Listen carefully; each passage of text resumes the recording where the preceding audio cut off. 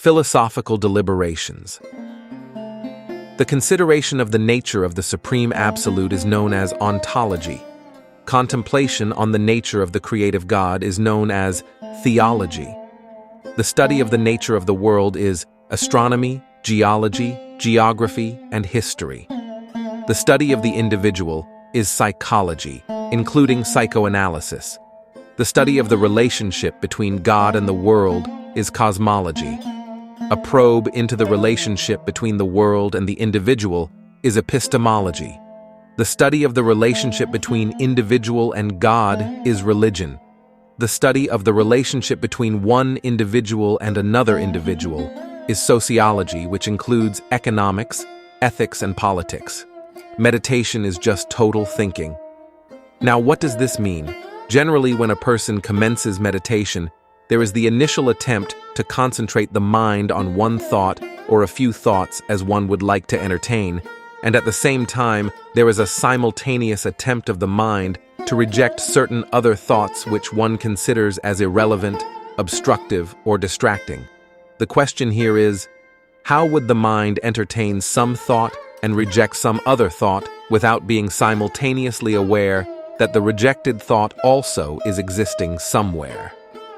In order to be able to reject one particular thought, the mind, which rejects the thought, should also be present in the rejected thought. Hence, no thought has been rejected, for the simple reason that the consciousness of rejection is also a thought. What is the remedy now? This would mean that the mind has to be present in the selected thought and the rejected thought as a third thought altogether. It is what they call a tertium quid, which is for all practical purposes a miracle that ordinary thought cannot comprehend.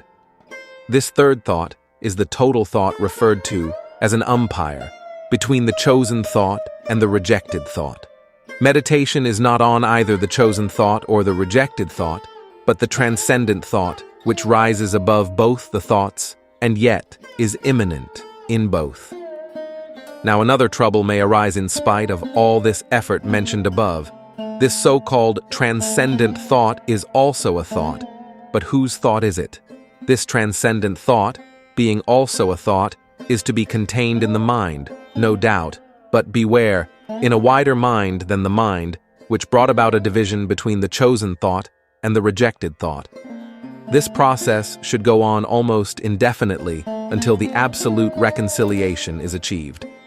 Philosophically, this process is designated as position, opposition, and reconciliation of thought, by which exercise the mind rises to the concept of God Almighty. All this is to say that a spiritual thought should be a total thought, virtually a universal thought.